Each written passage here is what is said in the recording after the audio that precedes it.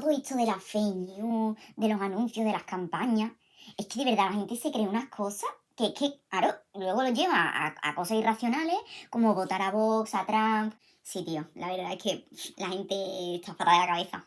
Tontísima, tonta. Oh, si es que ya no lo decía Platón. Y Gustave Le Bon.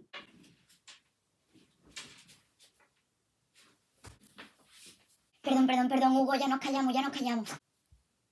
Hombre, por favor, qué poco respeto. A ver, como buen científico cognitivo, que es nuestro amigo Hugo Mercier, empieza explicándonos qué son los mecanismos cognitivos de vigilancia. Concretamente, resalta dos. El primero sería la vigilancia epistémica y el segundo sería la vigilancia abierta. La vigilancia epistémica, pues serían todas aquellas cosas que nosotros creemos porque previamente las hemos aprendido. Por lo tanto, parten de nuestro conocimiento anterior y de nuestra experiencia anterior. Y la vigilancia abierta, que es aquella que nos permite estar abiertos a nuevas experiencias, a nuevas informaciones. Según Hugo Mercier, sería aquella que nos permite, en lugar de ir a nuestro típico bar de pueblo, irnos a probar un bar de sushi. Esto nos lleva a que tenemos una inclinación a rechazar todo aquello que no coincida con nuestras ideas previas. Sin embargo, en el caso de que nos den buenos razonamientos, que la persona que nos dé la información la consideremos de confianza, que, bueno, pues la argumentación sea bastante buena, tenemos la posibilidad de probar e incluso de cambiar de opinión. Pero lo importante es que tendemos a buscar ideas que coincidan con lo que previamente pensamos. Y es precisamente por eso por lo que las aceptamos. Sí, vale, muy bonito todo. Pero ¿cómo explicas todo eso de la fake news o de la gente que se cree eso del terraplanismo o cualquier cosa de esas? Es que en verdad puedes buscar ejemplos a millones. A ver, vamos por partes. Una información nueva se aceptará mucho mejor y en mayor medida en el caso de que le dé mayor coherencia a las ideas y al mundo que nosotros ya tenemos. Eso no exime de que le tengamos que ofrecer a la persona buenos argumentos y razonamientos. Eso sí, los razonamientos deben ser comprensibles, porque algo que no se entiende no se puede evaluar. Por ejemplo, eso que tú has sacado del terraplanismo.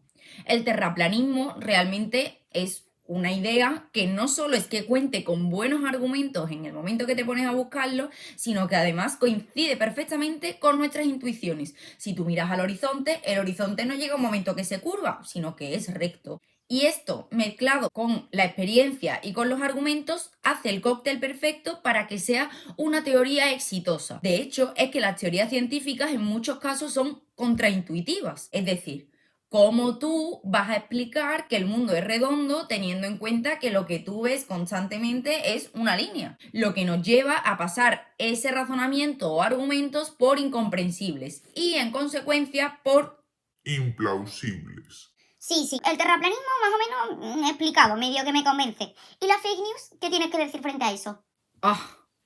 Te va a encantar. En 2017 se populariza todo el tema de la fake news y lo que ello implica. Con Trump y el Brexit, principalmente. Vámonos a Trump, que es un tema, pues, salseoso. Bueno, pues empiezan a hacer una serie de experimentos, de encuestas, etcétera, para ver qué había pasado, porque la gente había votado a Trump en masa. ¿Ver fake news ha afectado a la gente a votar más a Trump? Pues la realidad es que se encontraron que no. Las personas ya habían tomado la decisión antes de ver las fake news. Y de hecho, lo que querían era buscar justificaciones que validaran su decisión frente al resto de personas. La información se aceptó precisamente porque la decisión ya se había tomado. Es decir, que ofrecieron los hechos que justificaban lo que ya de por sí se iba a hacer. Y es que, claro, ante una decisión que aparentaba ser polémica, pues surgía la necesidad de dar una argumentación con mayor peso. Es más, se hicieron otra serie de pruebas en las que ponían a personas que habían votado a Trump para desmontarle la fake news que ellos argumentaban. ¿Qué era lo que ocurría? Que a la gente le daba igual que fuera verdad o que fuera mentira. Lo único que querían era decir que lo habían votado con algún sentido. Así, volviendo al tema de darle mayor coherencia a nuestro mundo, a nuestra perspectiva, nos damos cuenta que la información se acepta y se analiza bastante superficialmente en el caso de que no altere de forma drástica nuestras creencias. Y aunque tú no me hayas preguntado, yo este dato te lo voy a dar, de regalo. Pues se dice mucho que el mundo online, las redes sociales, etcétera, fragmentan y polarizan a la población. Pues se hizo un experimento sobre esto. ¿Sabes qué fue lo que ocurrió? Que pusieron a personas que utilizaban asiduamente las redes sociales a dejar de utilizarlas durante un mes y a otro grupo a seguir utilizándolas normalmente. Bueno, pues cuando pasó ese mes, las personas que habían dejado de utilizar las redes sociales tenían menos conocimiento de lo que estaba pasando en el mundo y menos capacidad de entenderse con el resto. Gracias a esta prueba encontramos que la gente solía ver más noticias de los dos extremos esporádicamente, pero sobre todo noticias de centro y con una perspectiva de centro. En consecuencia, nos volvemos mucho más capaces de entender las diferentes posturas gracias precisamente a la exposición a las redes sociales. Y esto es porque solemos buscar cosas que nos hagan ver como interesantes, como conocedores de la realidad social. Bueno, no me convences del todo, porque hay un montón de teóricos que se han dedicado a decir y a demostrar la credulidad de la gente. Y también se han hecho experimentos sobre eso. ¿Qué dice sobre el experimento de Ash? Pues el experimento de Ash constaba de lo siguiente. Number of cards, and on each card there are several lines. Your task is a very simple one. You're to look at the line on the left and determine which of the 3 lines on the right is equal to it in length. Pero dentro del experimento solo había una persona realmente objeto del mismo. One of the people in the group is a real subject, the 5th person with the white t-shirt. The others are confederates of the experimenter and have been told to give wrong answers on some of the trials.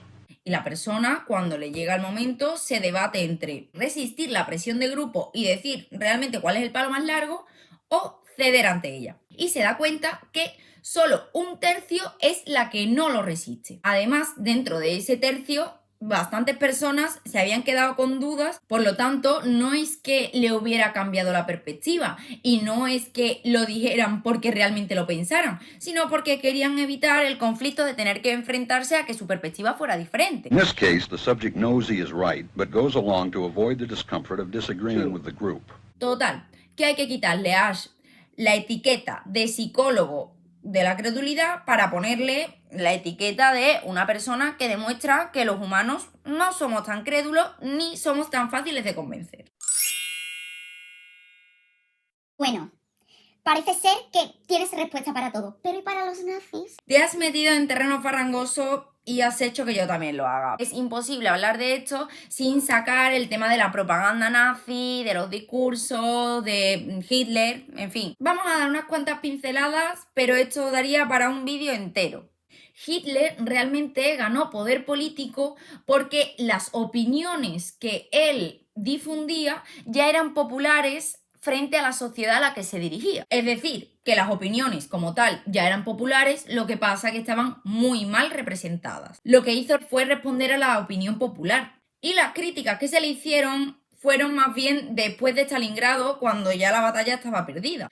Sobre la propaganda también tenemos que decir que siempre que vaya en contra de los valores socialmente aceptados va a tender a fallar estrepitosamente. Incluso el poder más absoluto, en el caso de que no cuente con el discurso y el beneplácito de sus subordinados, tenderá a ser contestado. Con esto lo que queremos decir es que hay muchos estudios que afirman que la audiencia no está indefensa ante un espléndido orador. Los oradores controlan multitudes porque las multitudes controlan el discurso del orador. Y, por ejemplo, aludiendo al Mein Kampf, a Hitler y a los nazis, tendemos a pasar bastante por alto la medida en que la propia audiencia buscó su sumisión ante el líder. Así, el antisemitismo era un problema ya presente en Alemania.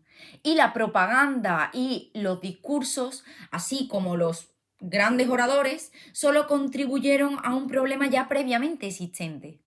Y es que normalmente los divulgadores esperan que su mensaje coincida con el pensamiento previo del conjunto de la sociedad. En definitiva, la credulidad es una explicación fácil para aquellas decisiones que consideramos erróneas y que tratamos de darle un sentido basándonos en creencias falsas y que además estas se divulgan por medio de las redes sociales, las fake news, etc. Y así, atendiendo a las vías intuitivas, la credulidad también estaba destinada a ser exitosa culturalmente en la misma línea en la que explicamos otras creencias erróneas. Además, Resulta muy positivo que dejemos de pensar que la gente es estúpida a nuestro alrededor, principalmente porque muchas veces eso se utiliza como argumento para mantener el status quo e incluso para socavar la democracia. En conclusión, muchas gracias a Hugo Mercier, un libro 100% recomendable y... ¡mua, mua, mua, mua, mua, mua!